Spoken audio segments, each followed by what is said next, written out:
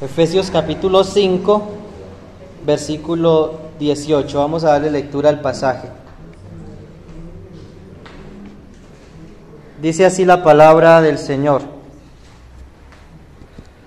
5:18.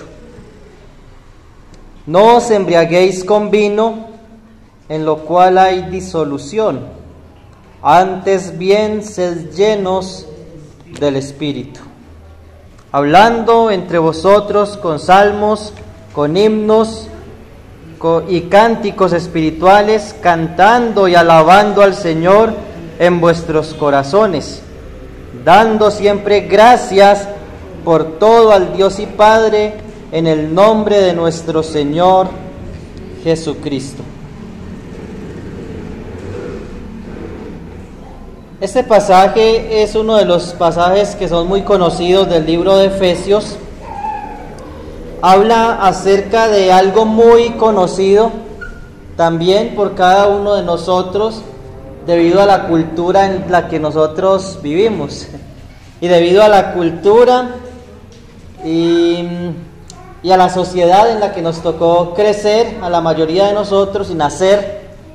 Y es una cultura donde se ve mucho lo que llamamos el trago o el licor, ¿cierto? Y en esta cultura se ven muchas otras cosas, la chicha, el guarapo, se llama de diferentes maneras. Entonces es un pasaje que no es ajeno para los cristianos en esta cultura, debido a las costumbres y a las tradiciones de la gente, y debido a que una de las cosas o de los pecados más comunes en esta generación y también mucho en nuestra cultura, pues es como dice Pablo en otros textos de Efesios o Colosenses, habla acerca de borracheras, también en Romanos capítulo 13.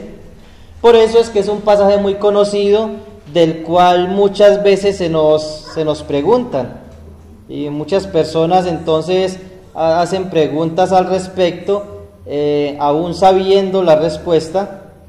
Ellos les gusta preguntar si es pecado o no es pecado tomar vino, tomar cerveza o tomar guarapo. Sin embargo, aunque la escritura es clara en esto y se puede aplicar claramente a la actividad de tomar o de fumar o de cualquier otro hábito o vicio que una persona tenga, sin embargo, el texto no está hablando en sentido primario de esto. Y digo en sentido primario porque sí lo podemos aplicar. Y mirando el contexto del Nuevo Testamento, pues claramente vemos que ese tipo de pecados, ese tipo de prácticas o hábitos, pues se convierten en un pecado. Pero el texto está hablando en sentido primario sobre otra cosa muy diferente, y está usando este pecado o esta práctica como ilustración para enseñarnos algo muchísimo más profundo, y es lo que conocemos en teología sistemática como la llenura del Espíritu. La llenura del Espíritu. El texto dice: no os embriaguéis con vino, en lo cual hay disolución. ¿Y qué más dice?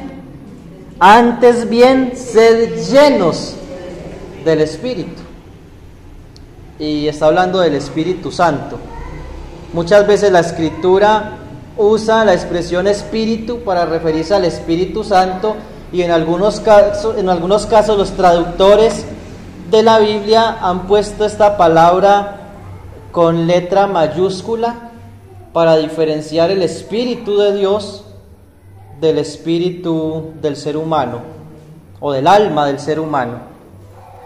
Como vimos en otros estudios, hay una parte material en el hombre y hay una parte espiritual que es llamada de muchas maneras en la Biblia: mente, corazón, alma, espíritu, y creo que hay más palabras que se usan para referirse a esa parte inmaterial del ser humano.